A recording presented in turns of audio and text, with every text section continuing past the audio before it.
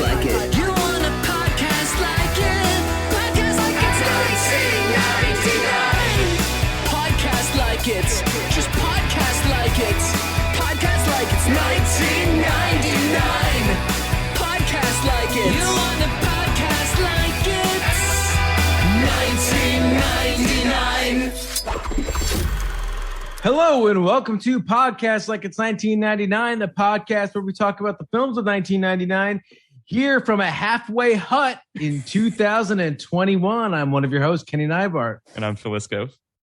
And with us today is writer for Vulture New York Magazine and the biggest Brooklyn Nets fan on Twitter, Bilge Ebiri.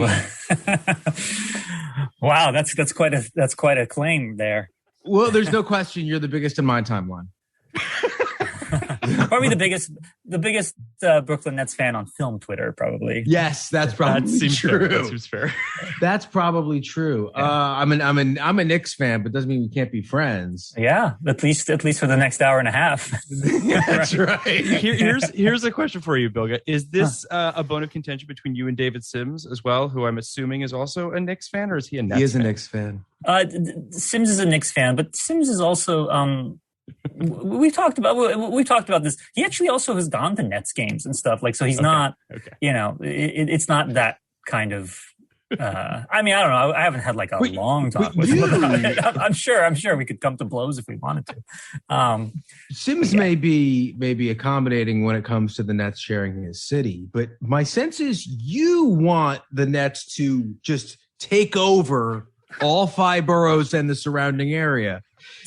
Or at least just somehow destroy the Knicks and go ahead. So my history of becoming this is completely derailed the podcast already, especially in a Jane Campion movie. Can't help it. I can't help myself. Basketball. It's too unusual when we have a film Twitter person. So my journey to becoming like a diehard Nets fan actually begins with me hating the Knicks. Because me hating the Knicks though, that was from the 90s, because I was actually a Bulls fan, because I started watching basketball because I wanted to see Michael Jordan. And I went to college in the tri-state area, so like basically all you had, and this was before, this was before the internet, so before League Pass or any of that crap.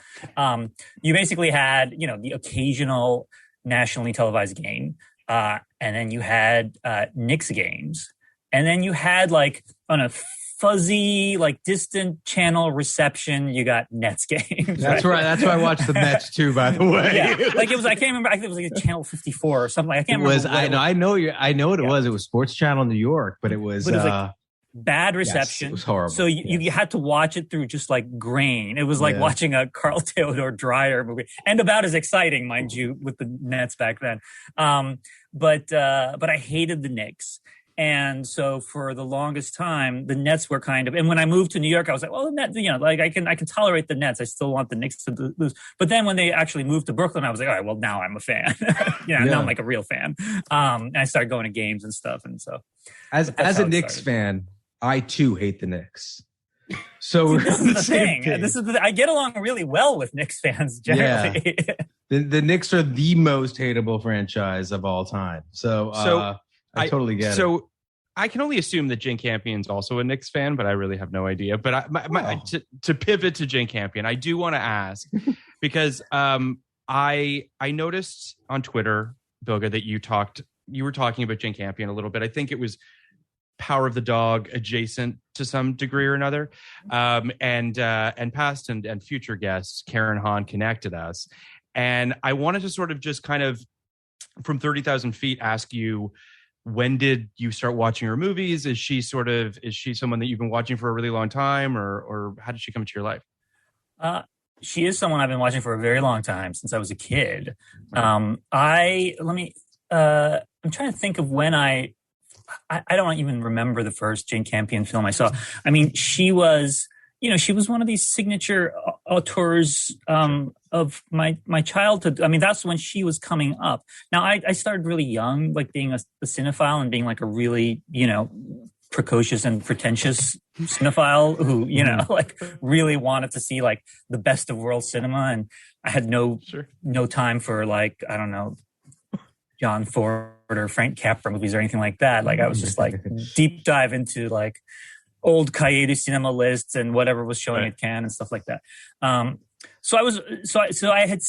pretty sure I'd seen An Angel at My Table before The Piano came out. And then The Piano came out while I was in college, and that was obviously just like a seismic event.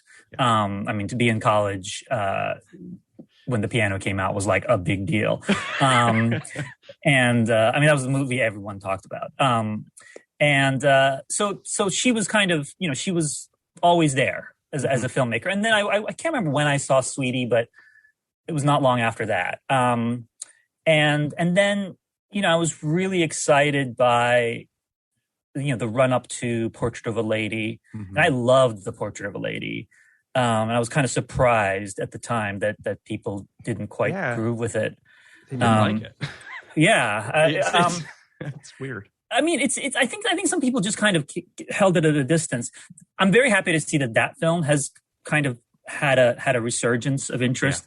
Yeah. One of the things I find interesting about Portrait of a Lady over the years, or have found interesting about it over the years, is, you talk to. I mean, I hate the gender essentialism into which I'm going here, but like you'll talk to men about the movie and they'll be like, I'm not sure, like I just can't understand why she hooked up with John Malkovich, right? And that's kind of because that's kind of the central like turn in the movie. And you talk to women and they totally get it, you know, and. But it's like the Dangerous Liaisons thing too, right? Where there were people that were just like, he has a charisma and a sexuality to him that is compelling. Yeah. But in Dangerous Liaisons, at the very least, he's a seducer. Like he's a great seducer, right? Whereas he's not quite that. He's like vaguely pathetic in Portrait of a Lady. But what I love, but like that represents one of the things I love about her movies, which is that there is like a mystery in the heart of all of them. And over the years, I've become more fascinated by this idea of films that don't quite resolve themselves. They're not quite closed loops. There's something missing. I've been beating this term that I came up with like 10 years ago or something called earworm cinema, right? Like this idea of a movie that has some typically essential element missing. So because that's the way earworms work, right? Like the songs that get stuck in your head. Apparently the reason they get stuck in your head is your brain can't quite remember it properly. And it's like there's some element missing. And so your brain just goes into this loop, just playing it over and over again, trying to like figure out the song, I guess. And I love the idea that movies do that, like movies that like have some key element missing and then you just become obsessed with them and you just keep watching them because you're like, where is this, Are there some quintessential examples of that? Yeah, actually, a couple of films I've talked about in the context of earworm cinema. Well, The Shining, I think, is a great example of earworm cinema, where they don't really explain what the hell is going on, and you're just kind of not with lost. That picture, right? I mean, the book explains everything. The movie, like, just they deleted the scene where they explained what happened. And I actually recently did this essay for Criterion on Citizen Kane, in which I made to my mind, the rather bold claim that Citizen Kane might actually be an example of earworm cinema, because there is something missing. There is a kind of through line to Kane that's missing. But there, it's not so much that it's not so much in Citizen Kane that it's missing. It's just that there are all these contradictory visions of the man, so you never get a full picture. But yeah, there are a number of films like that where there's just some element that you would think would be there, and it's not, and it just freaks you out. Sometimes maybe without you even quite realizing, and then you just like watch the movie over and over again, and it just never quite clicks. I want to kind of highlight something that you were just talking about, because I think it's worth unpacking a little bit, which is Jane Campion's depictions of masculinity, what it means to be a man, certainly within the universe of her films, which is fascinating to me. When you look at the, I mean, obviously, Holy Smoke, we'll get into that. Where obviously there's very much a deconstruction of masculinity within that film. But I watched a handful of her movies again in a lead up to this. Some of which I hadn't seen before. I had not seen Bright Star before, which I really loved. But again, like a very interesting portrayal. Ben Wishaw's performance, a beautiful performance, but not sort of a particularly. I guess the men in her movies are strong, but in ways that don't seem strong, if that makes sense. What we assume to be sort of this strength in masculinity is just there's just so many layers to the way that she does it. I mean, Power of the Dog obviously is another example of sort of these two men, three men that exist in that film and how drastically dissimilar they all are. I think it's fascinating, and I'm sort of curious as to whether or not that's one of the things that gravitated for you towards her movies. I think she's really drawn to dreamers, or to kind of, I interviewed her actually for the Telluride Film Festival program guide, and I still haven't seen the interview, so I don't know what part of it went. Like I did this long interview with her over the phone, and they just took it from there and edited it down, and so I never actually saw the final version, so I don't know if this part is in there, but she called them lovers in my interview, like this idea. We were talking specifically about Power of the Dog, but these like kind of creative souls who are often, often crushed by the world around them, and that goes for women and men in her films. But those are the types of people that she's interested in. But it's interesting, like for women, it manifests itself in different ways than it does for men in her films. Absolutely. And that's, and like when you look at it in that way, that makes some of the things that people find baffling about some of these films, particularly Holy Smoke, interesting because that, I mean, or not interesting, but it makes it more compelling and perhaps understandable because, like Keitel's character turns out to be one of those people. Like these two people find each other because they have this weird connection. But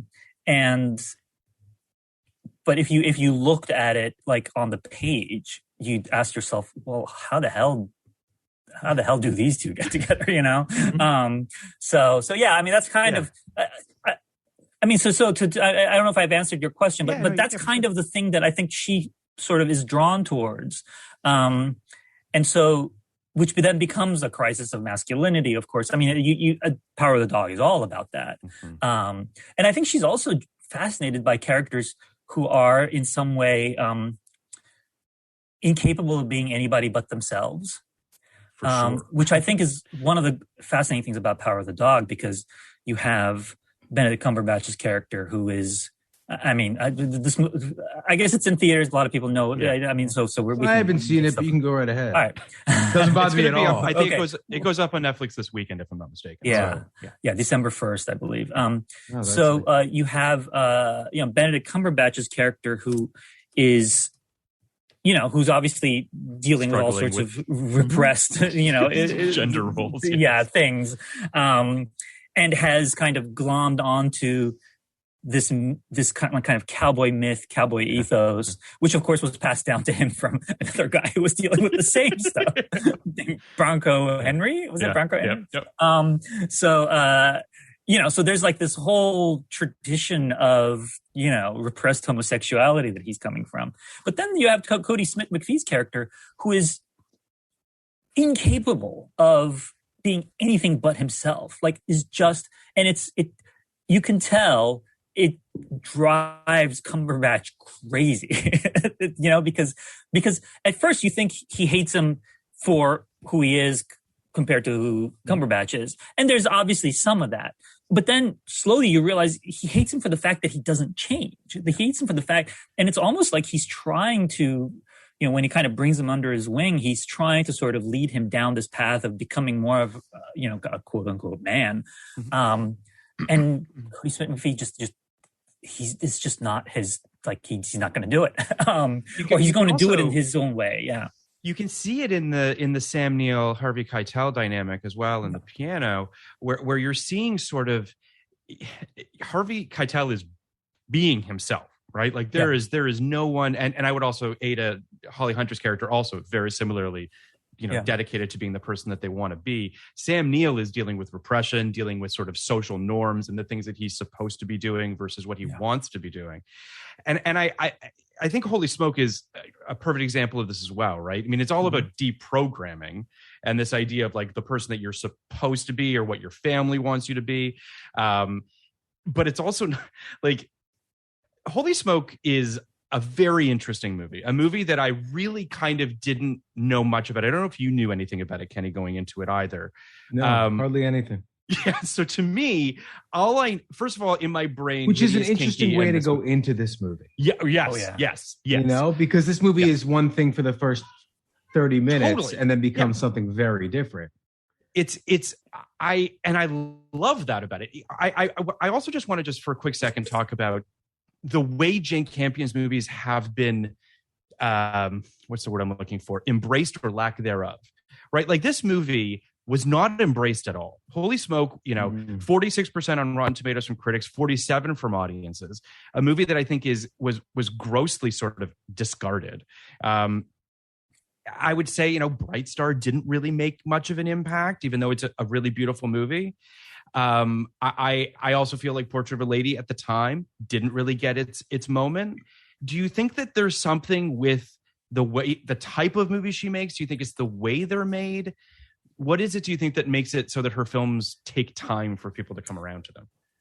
Well, I think it's very simple. First of all, she's an incredibly idiosyncratic director. It's not, and that's not. I mean, idiosyncratic can be kind of a bullshit word sometimes, Sure. But like she's a very distinctive filmmaker. And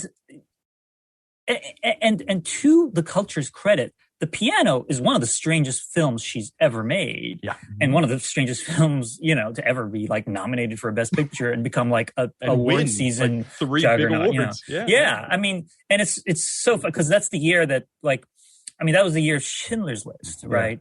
And so it was never going to win the big award, but enough people saw it as a contender that there was even like a bit of a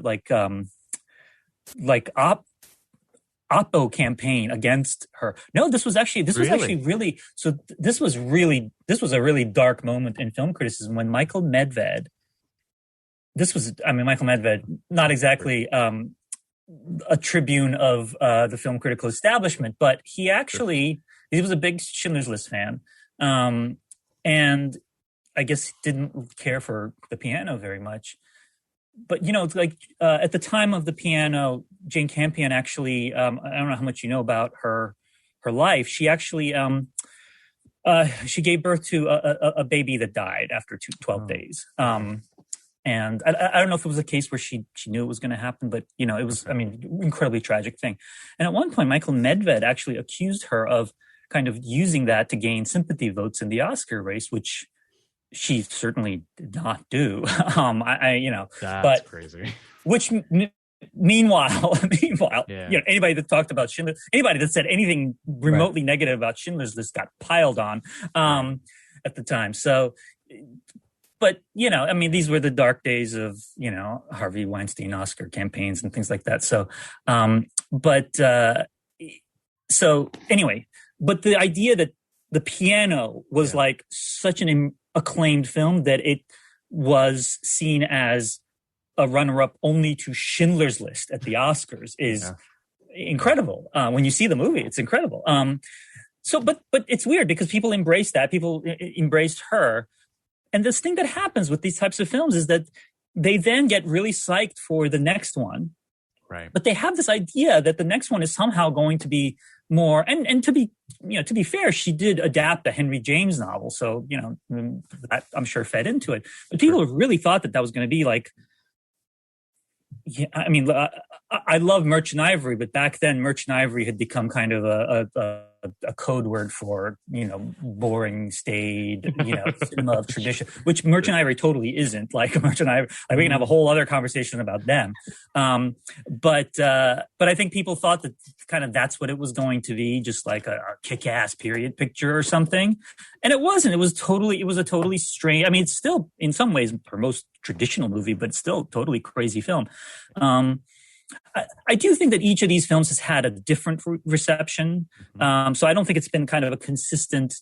Also, there's enough time between her films that it's not like people are like, oh, Jane Campion is this type of director, and there she goes again. I don't think it's like that. I think it's just that she makes these really idiosyncratic films, and every time it comes out, this idea that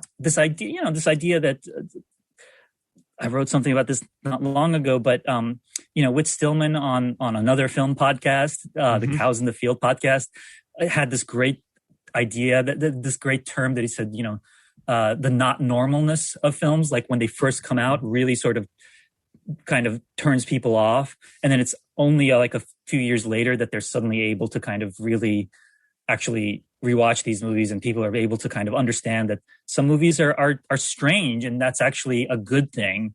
But when they're coming out in the heat of the Oscar race, or they're coming out and you're kind of seeing them in the context of the careers of the people involved. I mean, this is Kate Winslet 2 years after Titanic, right? Yeah. So there's all sorts of other stuff. And there's Kate, and she's naked, and it's Harvey Keitel, and he was in the piano. It's like there's all this stuff becomes part of the discourse. And it's this is also this is a weird movie, and I say that in a positive way, but it is a strange film. Oh yeah. I mean, to Kenny's point, this movie starts, I was like, okay, I think I'm on this movie's wavelength. I think I sort of understand what it's doing.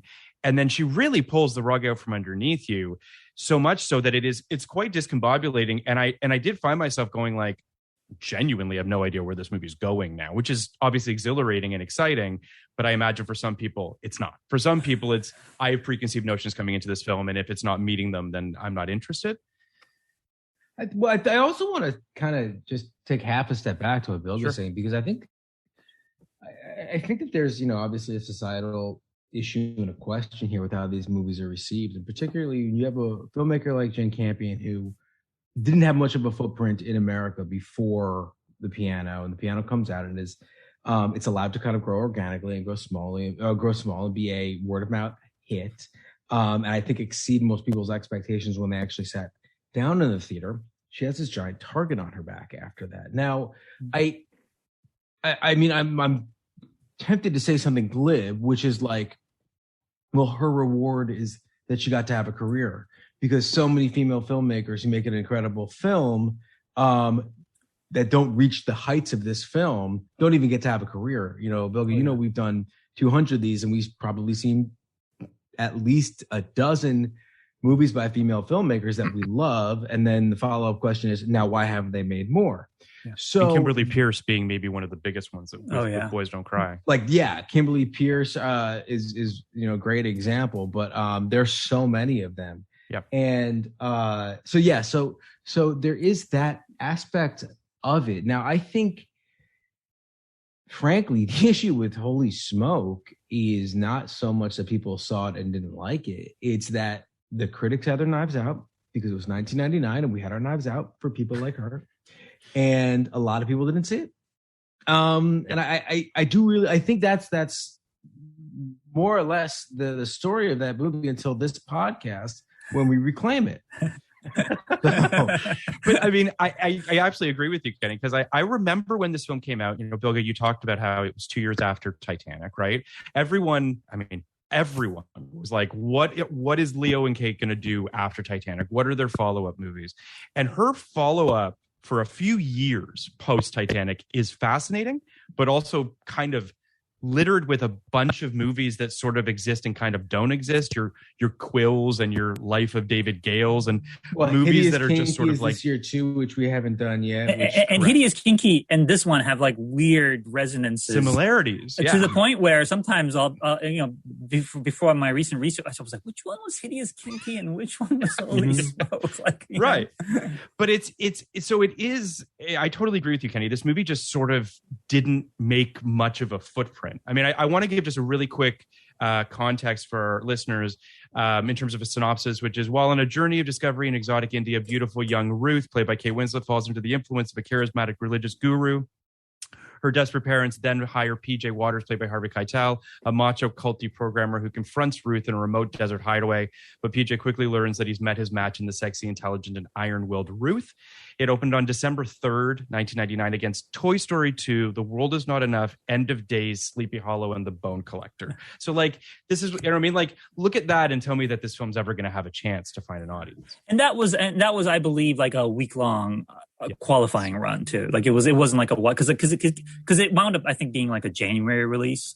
You know, I mean, Yes. and this was one of these, you know, they had to qualify it, show it to critics and stuff. And I think some critics, I mean, I heard somewhere, I don't remember this. I wasn't a member of any critics organization at the time, but I think Kate Winslet actually did well in like critics awards. Like I think she did win a couple critic circles for sure. Yeah. It wasn't like the movie didn't have any impact. I mean, I think that it goes without saying to some degree that anything Jane Campion does after the piano is going to get people talking in some way or another. Absolutely. And these and critics were aware of her work. Like people knew who she was in those circles, people who knew who she was before the piano. Mm-hmm. But I will say, I mean, look, Holy Smoke is not a perfect movie by any stretch of the imagination. And sure. One of the things, but like, you know, watching it again, you know, I'm struck by how little sense it makes, like from scene to scene to scene. And there's so many like little, like, I mean, you know, he's like this great cult deprogrammer, but like at the first sign of any kind of resistance for her, he just like completely evaporates. Shit. Right. And which then you say, okay, well, oh yeah, maybe it's just the idea is that this is the first time a woman has even like, resisted him. Mm-hmm. But then you're like, well, that's not, that seems like a terrible thing to say about women for Jane Campion. I'm not sure that was her point. So maybe he's just kind of he's never, had that kind of resistance just as a person. But then his girlfriend shows up and it's Pam Grier. Yeah. And you're just like, all right, well, that doesn't entirely make sense. Yeah, that was but that's at the same time, that's kind of what makes the film great. That's why you never know where it's going, because it actually doesn't, like, no scene actually makes sense. Like the next scene never makes sense from what you've just seen. And that makes it kind of delightful. Like every scene is delightful. When Pam Grier showed up, I was just like, wow. I'm just like, all right, sure. Why not? I mean, by that point, you've already seen so much, but like, that's one of the things I love about the movie. It's like, if she had kind of gone through and made the script make more sense and kind of, dotted her I's and crossed her T's in terms of like character development and everything, it wouldn't be nearly as entertaining, but it probably would have been a little more of a, a consistent experience watching it, maybe. Well, I think that one of the things that was thrown at this film, at least in the research that I'd done by critics, right, which is, and to be perfectly honest, Kate and her sister Anna, I believe, who wrote it together, both talked about how they wanted these characters to be very articulate and to really, and for these to be sort of a battle of wills, a battle of wits, in terms of a battle of sexes, if you will. And I think a lot of people felt like it's a lot of scenes between the two of them kind of mind fucking each other, quote unquote. That's awesome. Like, I don't know what the problem is there, but I understand that some people might find that, I don't know, less like when there's just scenes of the two of them and she's just literally breaking him down and his masculinity down. I'm just like, this is good shit. Like, it made me think of the scene in Eyes Wide Shut when Nicole Kidman gives that big speech that essentially like blows his mind and sends him on this whole journey. Like, I don't know. I think that's great, but what did you guys think? Well, Eyes Wide Shut, another film that didn't exactly bit of a grower. Critics. Yeah, a bit of a grower. Yeah. I think look, maybe it's trite, but I think it's pretty obvious what's going on here. The cult is masculinity. The cult is American masculinity, actually. There's a reason the first shot you see of him is cowboy boots with fucking Neil Diamond playing. And I think that's specifically what Jane Campion. It's a great entrance, though. It's fucking awesome. And in a worse movie about the really great cowboy deprogrammer, you would have just gone with it. And you wouldn't have thought that hard. And I think that what happened was I was like, oh, great. It's the Neil Diamond cult deprogrammer movie. This will be a hoot. and then had my entire, identity challenged. And that was difficult for me, but I think that's I think that's what was happening over the course of this movie. My issue is more with the tactics. My issue is more with I think Bill was saying this. I don't really exactly understand what happened. I know where we started. I know where we ended. I know what I saw, but I don't exactly understand why the characters acted the way they acted throughout the course of the film. But that's specifically Harvey. More so him, I would say. Really? Okay. Ruth as well? Well, specifically Harvey, but I don't know what she said or did to get him to do anything. That I agree. Sure. In particular. And I, in the absence of something that I can really kind of grasp onto, it does kind of slip, it's kind of slippery slope its way into some younger women, older men tropes that he does fall in love with her very quickly, it feels like. And she very much thinks the reason is because she's a young, attractive woman. At some point she says something effective, do you love me or do you love my breasts? Yeah. Right? So does he say her breasts? He said, in this moment, it's your breasts. Yeah. He's honest. That is progress, actually, for a modern man. But so that's that. I actually really kind of love the movie as a finished product, as from a 30,000-foot view. But in the moment, I was very confused, and I don't necessarily, and it didn't necessarily have that earworm quality to me where I'm trying to figure it out. But I don't disagree. It's very arresting what happens when we wind up. So I think it's Well, I think I texted you when I was about halfway through it, Kenny, and I was like, "This movie's really weird, but it's very compelling." Yeah, like you can't, like, you're not bored at any point, despite the fact that, to your point, and I agree with you, Kenny, on a plotting or a character level, I did find myself wondering why these turns were happening. But I will also say, and this is going to seem like a cheat, and I certainly don't mean it to, but like, these are two pretty unstable people. So there is maybe more so Ruth than PJ, depending on how you look at it. But I did sort of get the impression that these are really fragile people that have essentially locked themselves in a hut in the outback. Weird shit's going to go on that I'm not entirely convinced needs to be all that, but motivated. But yes, Bilge?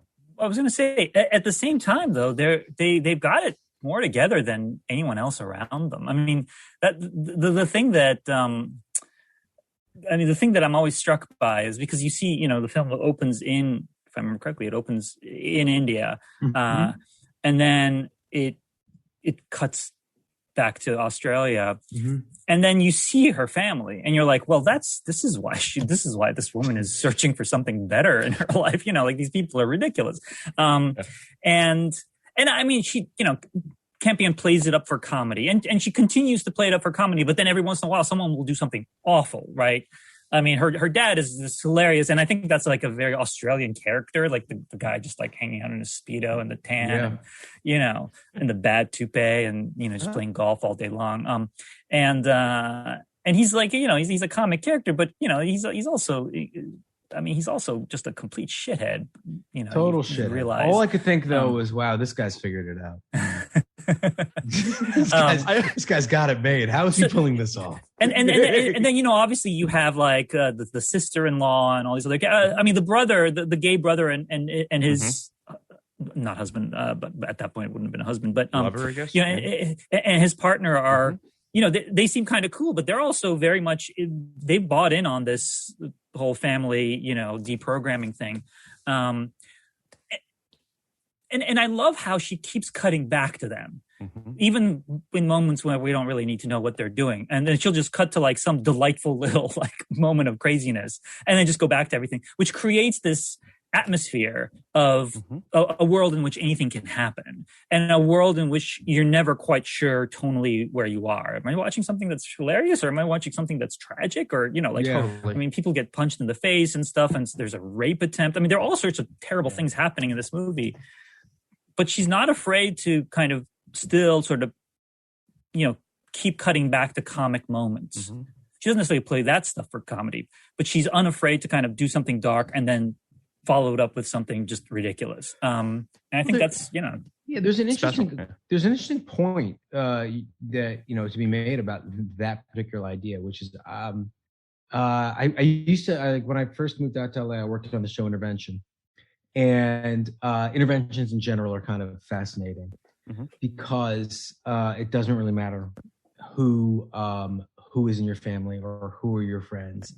At that moment, they have complete control over you, right? And a lot of times these people are fucking buffoons. And a lot of the time people are just there because they're being asked to be there and they don't even really understand the extent of the issue. And a lot of the times I think they're just there to exert their superiority over you, right? You're the one with the problem. I'm the one telling you to get help or you can get out of my life. There's this moment in the movie where these dopes circle her in a Australian outback desert wasteland Mad Max in 20 years situation and just keep kind of like circling around her and moving with her, trying not to touch her, looking like the biggest bunch of fools of all time and not understand. Like she goes to hug, I think it's her brother, right?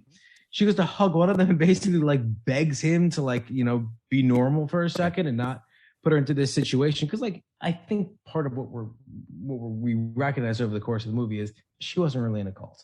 So then that's what I'm saying. Like these idiots have this power over her based on a hunch that her mom has. Yep. And I think that's I think it's important to show just how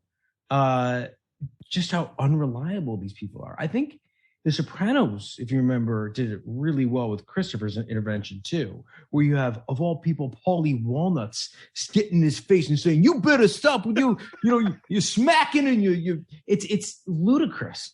But again, I saw a lot of interventions work, so it goes both ways. Yeah, I mean, I think there's something really interesting to Ruth's character in the sense of first of all, what you're talking about, Kenny, and the misinterpretation of youth. The misinterpretation of her naivete, if that's the right word. I think that there's a quote here that Jane Campion said, Ruth is beautiful and intelligent. She's also young. That was our real point of entry for the character. I believe youth tends to make people, it made me anyway, very dogmatic and very brave. Young people keep us honest. They're also so intolerant of anything hypocritical. You hear it from your kids all the time. The one thing they can't tolerate is hypocrisy, which also gives them problems with the contradictory or paradoxical nature of life. Anything that has a kind of overlapping or complex quality to it. I think there's something really interesting to that. She just described Twitter. Right? Well, yeah. But I love the fact that they saw Ruth as this brave person, right? That there was this fortitude to her, and that everyone else thinks she's crazy for that. And I think that's, I mean, Kenny, you have kids. I'm assuming, Bilge, you have kids. I think that you must see that sort of honesty and that frustration with hypocrisy. You hate hypocrisy. That's every day we get called to task for the, we get court-martials for all the hypocrisy in our marriage and family and house. But do you think that that's just a rite of passage, that you become jaded and you're just fuck it at a certain point? I don't know. Well, I think because she's somebody who has always made movies about the messiness of life. Yeah. I think that's something that she, in order to be able to make movies about the messiness of life, you have to recognize the messiness of life. So I'm sure that Jane Campion as a person, I don't know her or anything like that, but I'm sure she's somebody who has struggled with all of these things at various points in her life. The idea of kind of, confidence in righteousness and being dogmatic about certain things while recognizing that the world is not that way. And also, look, a filmmaker, a director has to, they are the ultimate villain, right? To get anything done, a director has to kind of coax and cajole and in certain ways, be hypocritical or pull things out of people that, again, I don't know much about her as an actual on-set director, but sure. A filmmaker is the biggest hypocrite in the world, right? Mm-hmm. They fix their camera on you and they talk to you to try and get some kind of emotion out of you. And as soon as that's done, they're like, right, move it on. Next person, and for each actor, I'm sure they have different ways of dealing with them. And film sets are just like the worst hierarchies ever. So I'm sure she's somebody who has had to deal with all of this stuff, and as a parent too. It's a. Yeah, I think you're absolutely right. I mean, the kind of the stridency of youth, but also the openness of youth, right? And what's interesting about Keitel's character is he kind of reconnects with that. I mean, he's somebody who's like, his hair is clearly painted. I mean, the idea is he is middle-aged and probably sort of trying to hang on to whatever kind of youth he has in a superficial way. But in some ways, he, this sounds like such a cliche, especially with relationships between younger women and older men, where, I'm sure she makes him feel young again. But in some way that actually liberates him to actually have like a normal, quote unquote, normal life with his, with his girlfriend. Well, that makes me think of two things. The first is one of the best scenes in the film is when I think she tries to teach him how to kiss again, which comes back to what you were saying about youth. This idea that like he's so set in his ways as to what he thinks a sexual relationship is supposed to be, or at the very least, what dynamics between men and women are supposed to be. And she literally has to train him to connect with her, something that I'm assuming the women in his life have not done previous. But then I would also say, in terms of, I know we're jumping all over the place in terms of the plot, but at the end of this movie, you get the distinct impression that he would drop everything again just to be with Kate. He basically says it in that letter. Yeah. He's just like, where do you want me? When, like, just tell me when and where and I'll be there. So like, I don't know that he's necessarily really gotten over her. That's true. But I know what you're saying. I think that there's something, Kenny, you talked about PJ's introduction, which is, cowboy boots, this leather jacket, this, and I love that that's how we meet him. And at the end of the movie, he's wearing a dress and lipstick, and he's basically just a broken, like, husk of a man. Yeah, and he's assuming the subordinate position, correct, in their cuddle. And I think that there's a lot to, I know that there's a lot to that. He is the one who needs to be taken care of at that point. He is the one who needs to be rescued. He's the one who's been completely broken down and deprogrammed. I mean, this is, amazing. And dominated. I mean, he becomes a sub, I mean, there's that great scene at the bar where, what she says, she says she wants to have a smoke, and he says, "No, you shouldn't have a smoke." And she's like, "I think I'd like to have one." And it's such a great sort of. She's just, she's got him eating out of the palm of her hand at this point. Well, it's amazing that, like, I would argue, I'm not convinced he ever really had any sense of control over her. Like, there's something, their first scenes together, you get the impression that, like, he's giving rules and he's putting sort of guardrails on what she can and can't do. But I mean, she's spelling out help in stones. I mean, she's basically figuring out ways to kind of communicate outside of this little weird hut that he's created.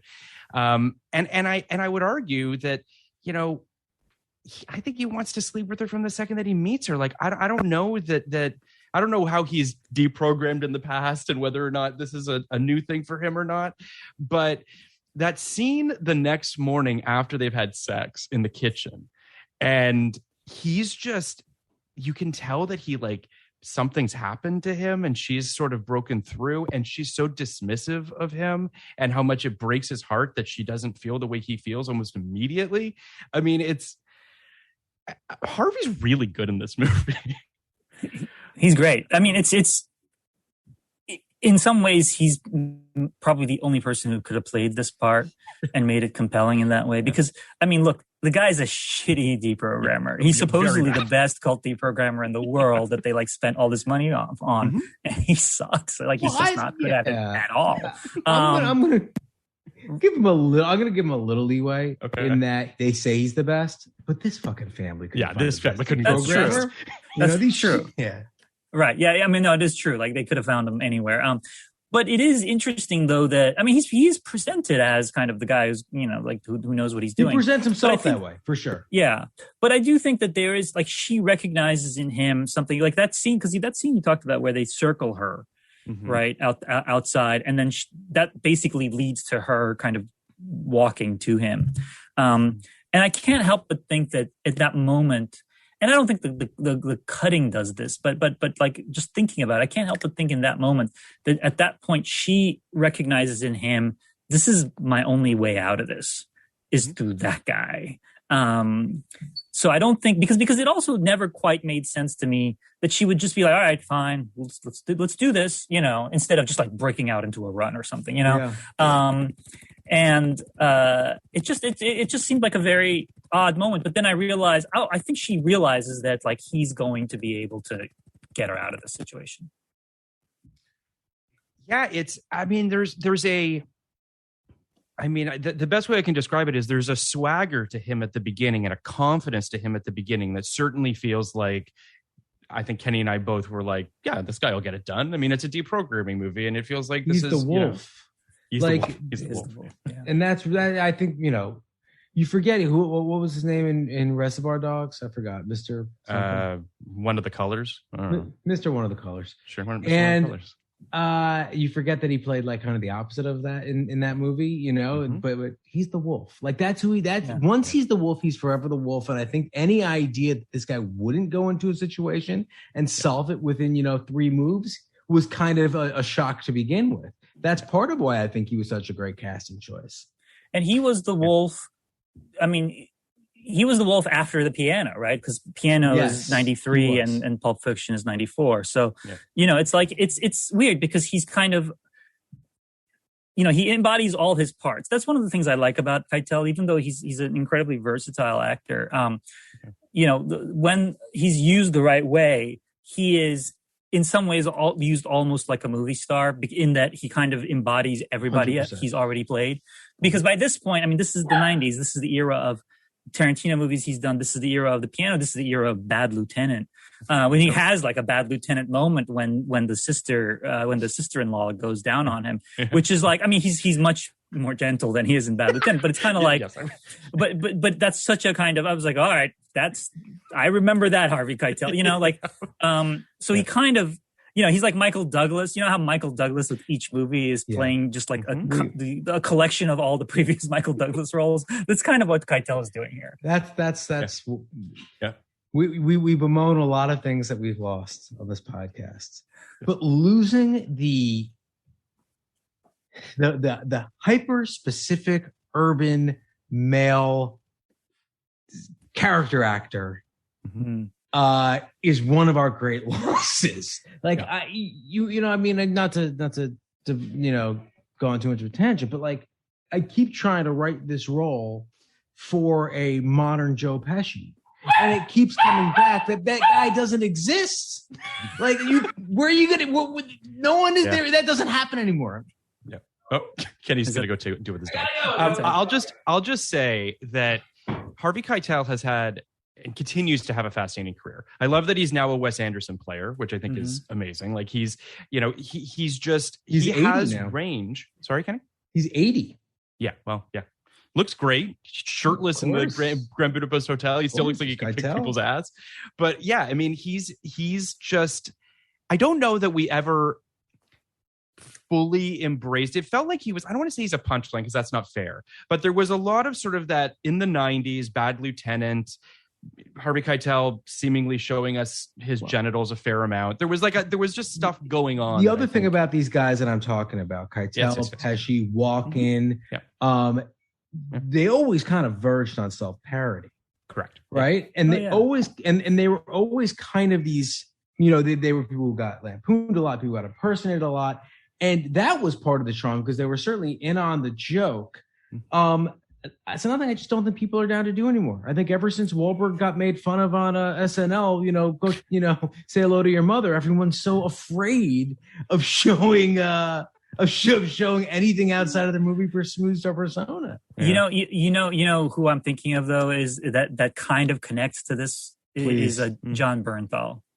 Oh, he's awesome. John Bernthal is I kind love of John continuing Bernthal. that tradition. He was so this in Wolf of Wall Street. Yeah, there's actually another guy, another actor who actually who's a friend of mine, who I did some movies with years ago, who is now actually like getting a profile. It's taken him a while, but Louis Conselmi.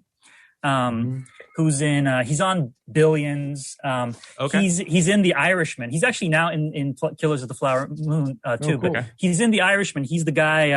He's the assassin in the car with the fish. Yeah. And he's a very distinctive face. Yes. And he's a great actor. He's a great theater actor too. But he kind of has that like, urban character actor quality, which is funny because when I knew him, he's such a striking looking person, but when he was young, you're like, oh, this guy's going to go out for like leading man roles. And now he's gotten a little older. He's younger than me, but now you're like, oh, that's the part he should be doing. Like these kind of tough guy character actor parts, Well, and I wonder, this also taps into something as well that I feel like that it feels like Hollywood doesn't like people with faces anymore, like with interesting looks, people that feel so specifically them. It's so disappointing. You know what I mean? We talk all the time about all the men Chris's, and women, right? And it's just it's a real bummer that there's just a lack of specificity now, which I think is unfortunate. Well, I mean, I think because I think part of it is that kind of face. I mean, those kinds of faces. I think you really need a director of vision to pull that off. And that's not where sort of the modern A-list directors' strengths lie generally. There are obviously filmmakers who can do this. Scorsese still casts great faces. Sure. Campion certainly casts great faces. Terrence Malick was always a great face caster, but this sounds gross. Great face caster. But this is a great conversation because who's got the face, but they decided to make him a babe. It's fucking Adam Driver. Well, that guy explodes with this face and all the things we can do with him, and now he's just like the hunk.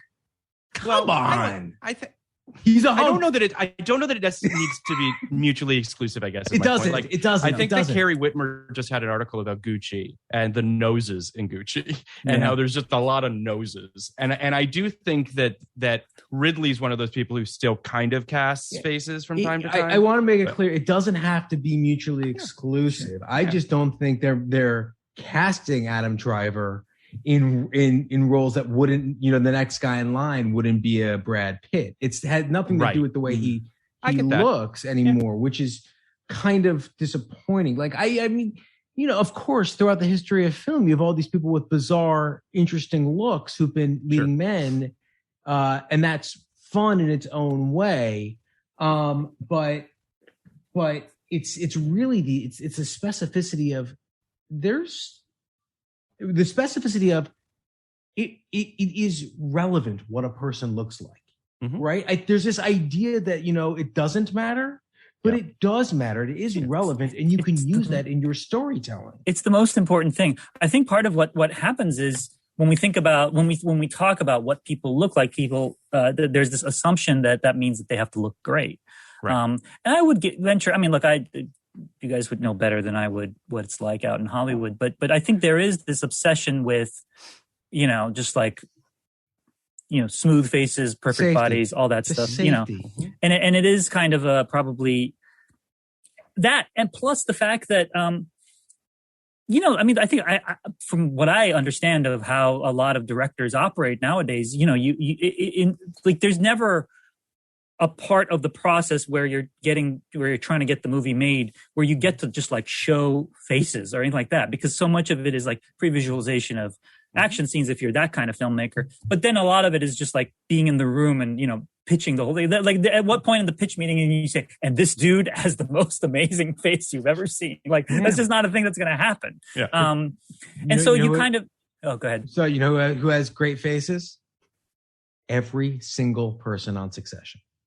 I don't watch Succession, but I'm sure they do.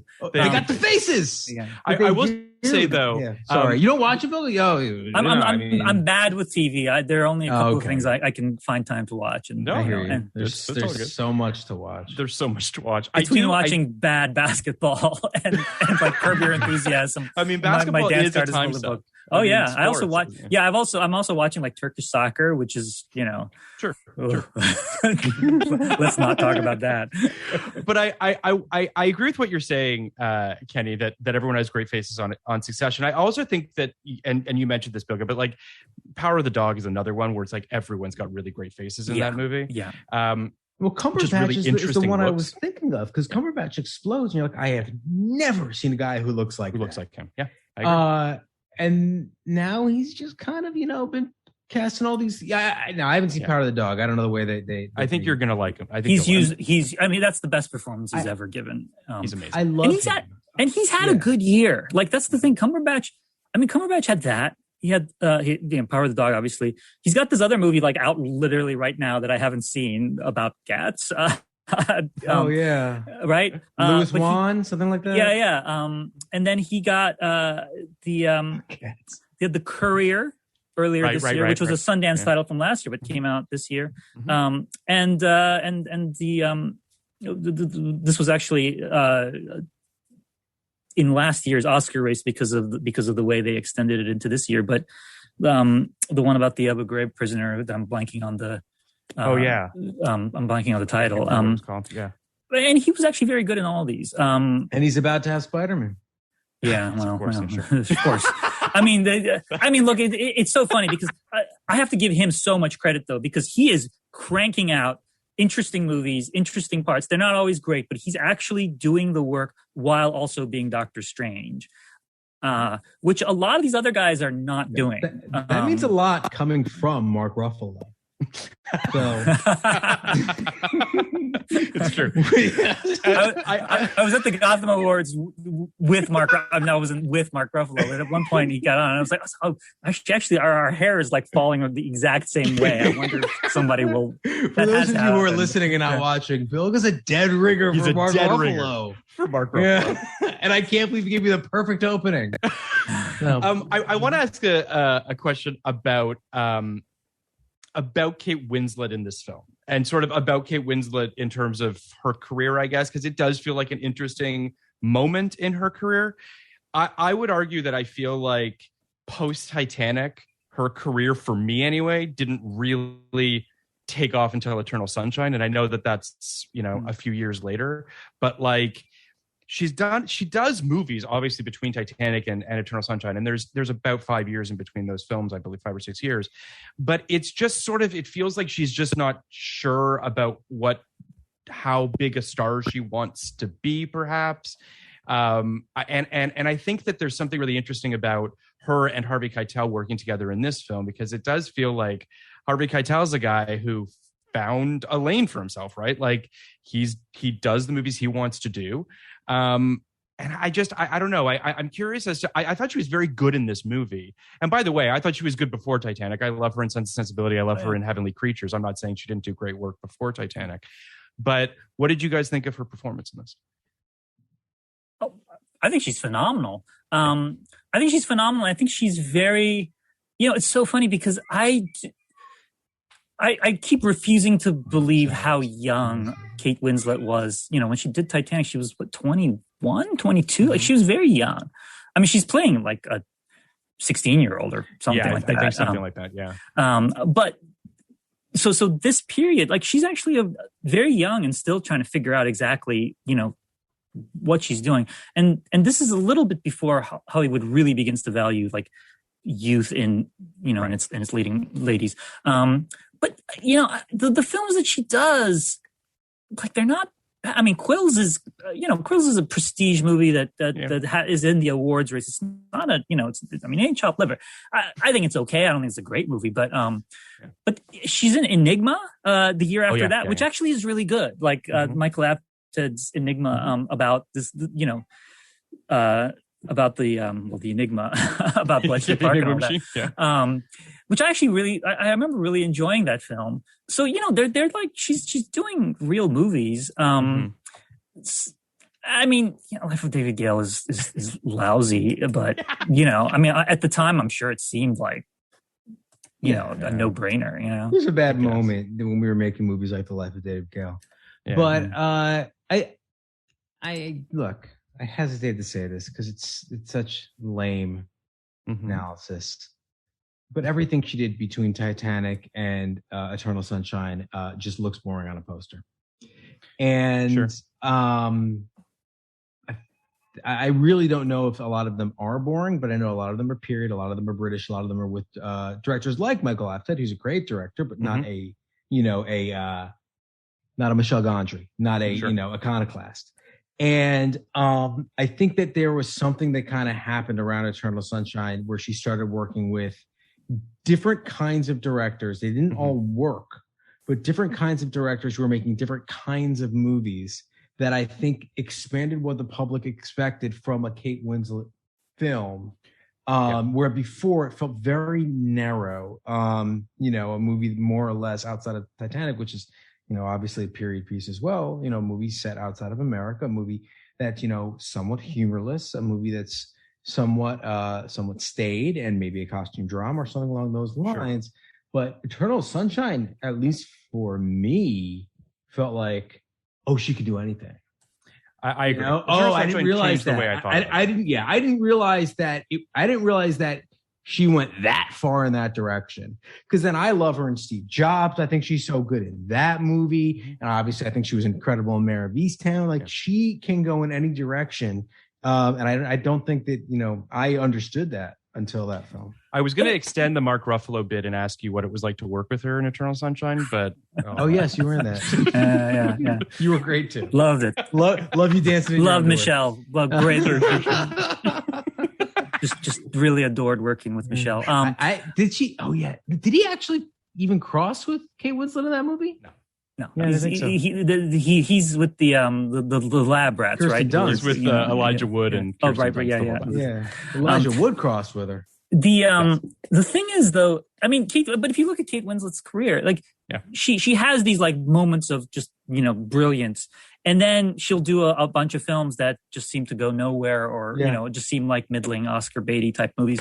And I mean, these are, who knows what goes into these things. Some of these projects I'm sure look great on paper. She does them, or maybe she loved. Maybe there might be movies she loved. I mean, look, people ding The Reader, but she won her Oscar for it. One presumes that she wanted to do that movie. I never saw The Reader. I mean, Revolutionary Road, I really like. It's a good movie, and a lot of people don't. And actually, that's like the one. It's like the one Sam Mendes movie I actually like. Don't you think that's about the reunion though? That was like people were like, Kate and Leo were back together, and this is what we got. Miserable. It was awesome. That's the best part about it. I know, I agree. But I mean, I think people were also. I think a lot of people were turned off because I've never read the novel, and apparently it only adapts one part of the novel, and I think people were a little like that was not the movie they had in their head of that novel. I can't speak to that, but I just remember watching it and being really, really kind of blown away and deeply moved by it.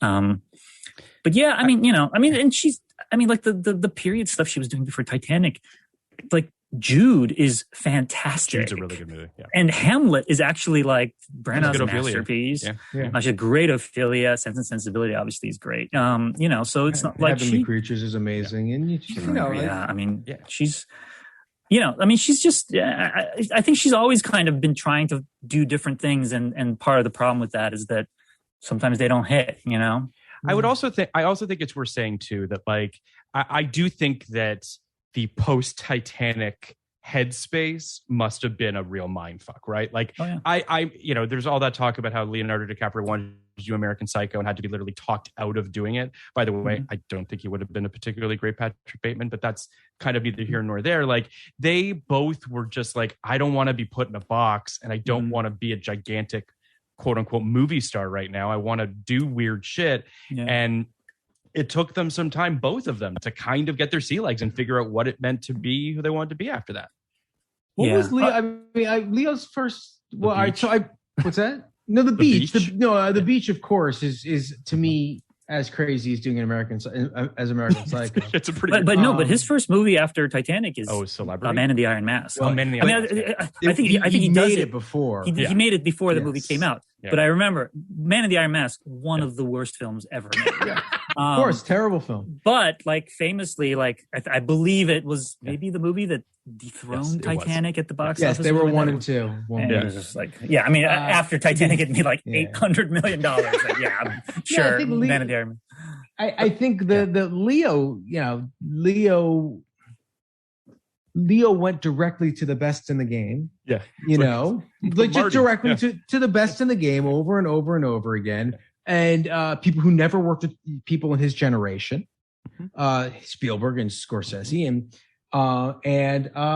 basically said, I'm going to be your guy as long as you want me to be your guy. I don't know if there was a lane or an opportunity for Kate to do that. And that's exactly, that's when we talk about like women in the film industry, that's something we really have to, because guys are able to, if you're top of the top, if you're like, if you've just gotten off the biggest hit of all time and you're a 20-something male actor, Spielberg has a part for you. Scorsese, all these guys, like Michael Mann has a part for you. All these people have parts for you. And if you're a woman in that position, not like those guys don't necessarily have parts for you. They might, and there might be some other filmmakers who have parts for you. But like, and Leo, I think Leo also has a really good, like, just a taste meter for being able to pick good projects. But he also, like, he was able to just like latch on to Scorsese and just be like Scorsese's guy over the course. And it was a symbiotic relationship, right? Because having Leo allowed Scorsese to get these movies made, because he wasn't necessarily, box office gold himself. But like Leo attaching himself to Scorsese also, burnished his credentials. And they did great work. But there wasn't somebody like that for Kate Winslet to attach herself which is why I think Jane Campion is so enticing, right? Like that's why you're like, I'm going to jump in the Jane Campion movie for sure. Sorry, I agree with you. No, I agree. But I'm thinking about, because I'm thinking about the people who do kind of pluck these younger female stars and try to make them their person, and they tend to be like super creeps. Like Woody did it with Scarlett Johansson. Sure. And David O. Russell did it with Jennifer Lawrence. Yep. So this thing happens. Yeah. I wouldn't say Noah Baumbach and Greta Gerwig is a super creep situation, but also that. Sure. And who knows what that situation is. But you don't, to your point, to the point we're making, you don't have the top 5 make whatever you want filmmakers eat on the commercial side or on the critical side, or where those two things meet, who are doing that. That just isn't a thing. And that is not necessarily a big problem, but that is a big hurdle. For sure. As we wrap this up, I just want to kind of talk about the end of the movie for a quick second here. We have sort of this moment where PJ writes "be kind" on Ruth's forehead, and it sort of sends her reeling a little bit. And they kind of get into this physical altercation where he punches her in the face and knocks her unconscious. It's and then he puts her in the trunk and he pretends that she's run away. And there's this whole sort of like, it gets real kind of nutty and very sort of physical in a way that I don't necessarily know that I associate with Jane Campion. Like, it gets a little bit like you're unsure, like it's not played for jokes, obviously, like he punches her in the face and like she's legitimately scared for her life. And there's all this sort of stuff going on, but there's also this kind of like wackiness to it that it's a bit of a tonal gamble, I guess is the best way to put it. What did you guys think about sort of how the film resolved itself?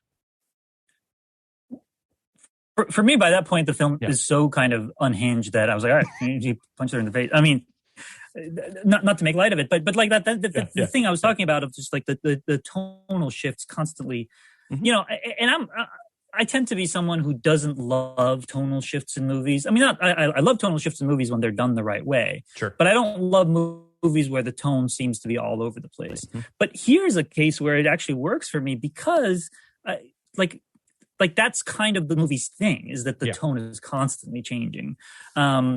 So like it made perfect sense that it got real dark there. And then also like he stashes her in the trunk. I was like, wait, does he think she's like dead? Like what? Like there's, it's kind of a weird, and then, and then the confrontation with the family, and then the family saves her. Her asshole family saves her. Like, I mean, but at this point, this is full. I mean, like we talked about the messiness of like, this is full on like, oh yeah, no. When we say the messiness of life, we mean it. Like, like everything is just out of control at this point. And I can imagine that, Jane Campion she's a filmmaker who has plenty of like dashes of humor in her films, but she's not really a comedy filmmaker. And maybe, it's possible that this was her attempt to kind of build up just sort of a zany head of steam, so that everything is kind of reaching a fever pitch, and we're kind of climaxing with just, all sorts of farcical nonsense happening.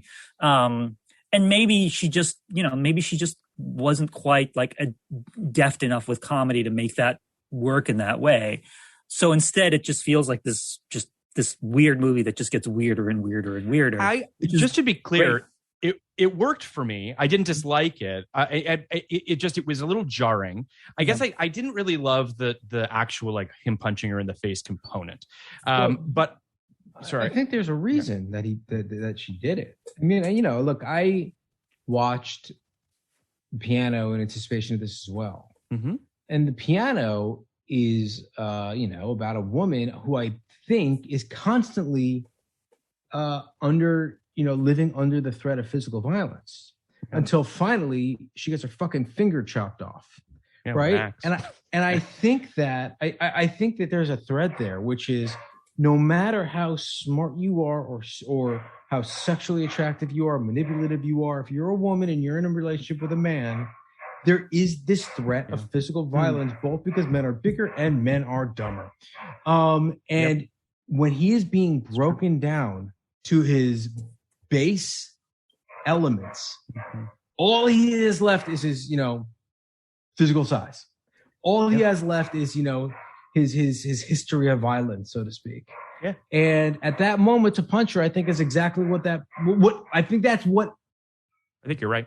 I think that's what, and I want to be delicate about this because I don't think this is true for all men, but I think that's what a typical man might do in that situation when he has been so emasculated over the course of several days. Well, also if everything relating to his identity has basically been stripped of him, and you see this visually too, because at this point he's wearing the dress, right? And he's got nothing on underneath, and it's, I mean, we've seen Keitel fully naked earlier in the movie, but you kind of, I mean, with the dress, you actually get a real sense of just how just stacked he is, just how, like his physique is, in some weird way, the dress actually, well, I guess that's what dresses are supposed to do. It accentuates his physique in a way that even like a shot of him completely naked didn't. And it's true. And like, that's a kind of a visual correlative for the thing you're talking about, Kenny, which is like, he's been reduced to this point. At this point, that's all he is. But also like the fact is, like when you do this to somebody, you are kind of playing with fire in a sense. And at this point, she's, this is kind of like, I agree that in some weird way, it makes sense that this is what would happen. Although it is also played as like a weird moment of slapstick too. It doesn't feel like it's very menacing and threatening once it happens, but before it happens, it doesn't quite feel like, just this, it felt to me like a male filmmaker would have handled that differently or would have excised it. And I think I would have excised it because I want to believe that the guy wouldn't do that. Right. But I'm confident that a female filmmaker, I think the proof is in the movie, doesn't feel that way. I think that there is this, and the piano really, watching the piano really hammered this home for me. This idea of, this woman who literally doesn't have a voice and is she's literally the property of one of these men. And essentially enslaved. And I think that's, a little, what's the word? A little simulacrum for what women deal with in general. And I think that, that direct line to what we just watched in Holy Smoke, which I don't get the title, but regardless. I do want to. This all leads Hideous to a really, Kinky was taken. That's a better title. I do want to just highlight one quick thing, that this all leads to a really interesting moment, which is basically they're all saved by, as you mentioned, Bilge, her asshole family, essentially. And they put Harvey Keitel in the bed of the pickup truck. And Kate Winslet crawls into the back of the truck with him and sort of cradles him and sort of has this moment. The reason I wanted to highlight is because I've seen this image in a couple of Jane's films where a man is lying in the lap of a woman, and there's this sort of interesting, I don't want to say power dynamic, but the visual of a man being sort of cradled or being held, and sort of the woman sort of visually seeming more, I don't want to say, you know what I'm saying, not powerful is the wrong word, but there's something there. It's in Bright Star. I felt it in the piano. Like you do feel it's in Portrait of a Lady. It's in Portrait of a Lady. Incredibly beautiful moment in Portrait of a Lady. Yeah. So I think there's Chile. Did you say Chile? He's watching. Gobble. We're watching Razzie movies for another podcast. Oh, okay. But I do think that obviously feels like an image that's very powerful to her, to Jane, and seeing that kind of dynamic. And I think, it is very powerful, but it's also like, I don't think of it as a power dynamic thing. I feel it as a moment of tenderness. And very often in these films, it feels like a real release. And I think these, and I think a lot of these male characters are so vulnerable. But like, I mean, the scene I'm thinking of in Portrait of a Lady just like wipes the floor with me every time I see it. And so it doesn't feel like it's a questioning of power dynamics or anything like that. It really feels like like whenever it happens, it feels totally right. Yeah. Like it feels like the whole movie has been kind of built, in all of her films, it feels like the movie has just been building up to this moment. And it's so tender and beautiful that it's like, whenever that happens, it's like almost the heart of the movie in something. I think Portrait of a Lady. I think it's interesting you say that, because I watched the Pianos Oscar wins, the clips of them last night, and Jane's speech, which is great, but she highlights something really interesting where she thanks Sam Neill and Harvey Keitel for playing such complex and emotionally vulnerable men. Like it's just really interesting to me how important that is to her.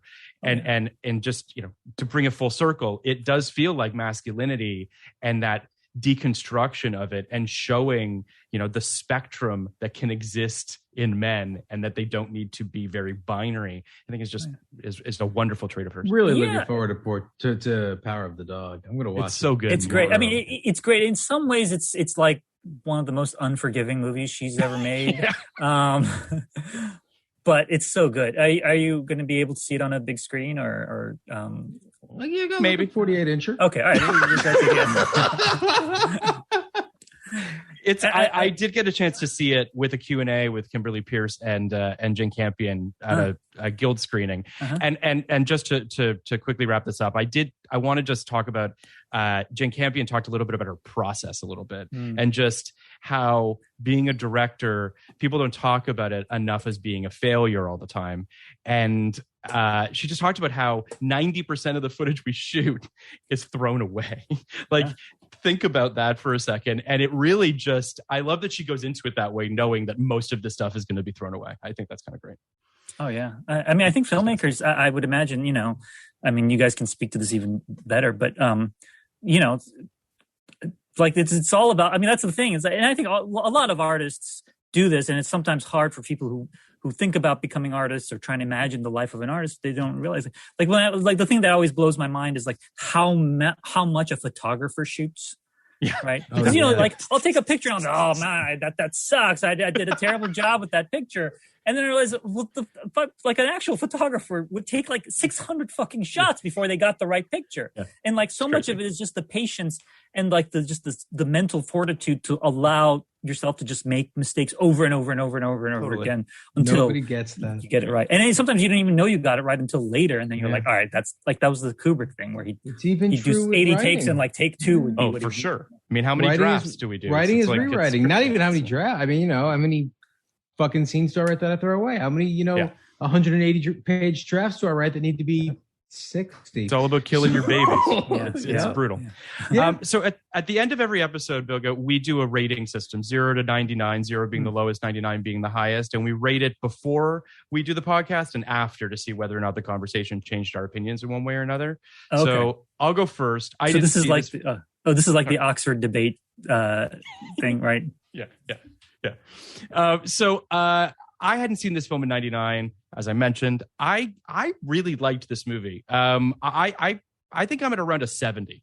I think it's maybe even a little higher. It might be at a 75 now after this conversation, because I do feel like this film doesn't totally exist. Like, I'm not sure that a lot of people even know about this movie, and more people should. And hopefully this podcast will help more people seek it out.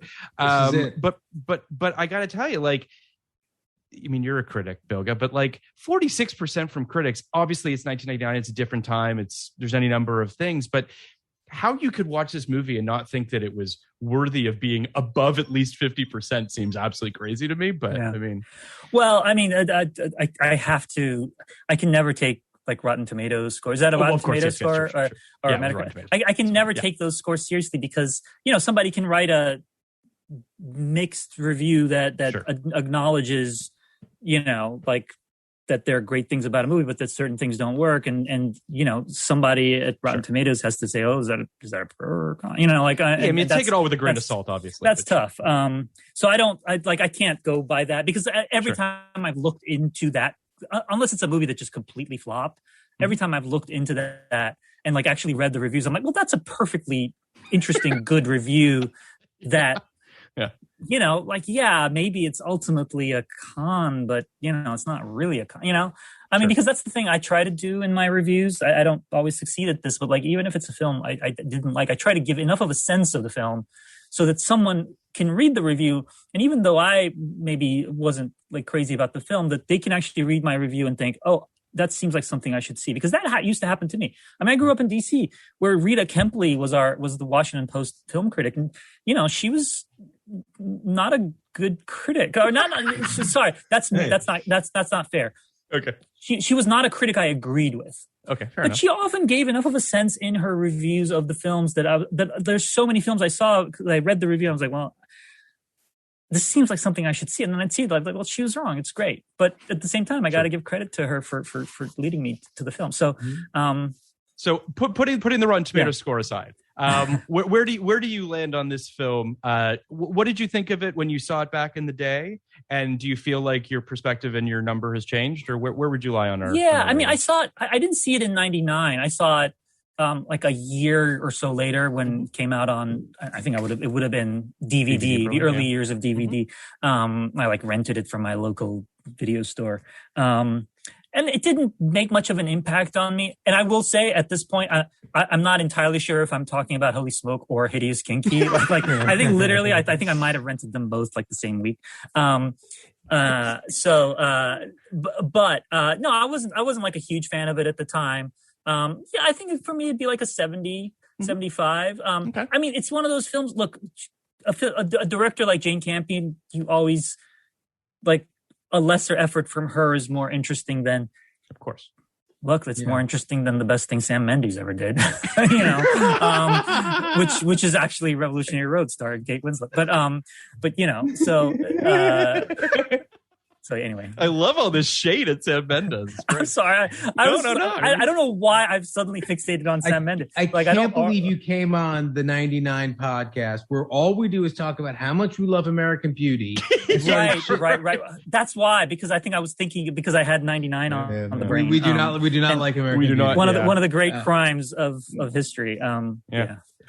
To beat the Insider is just to beat the Insider, but I mean that the Insider was just the best one nominated. Yeah, that whole Oscars lineup is just an absolute fucking catastrophe.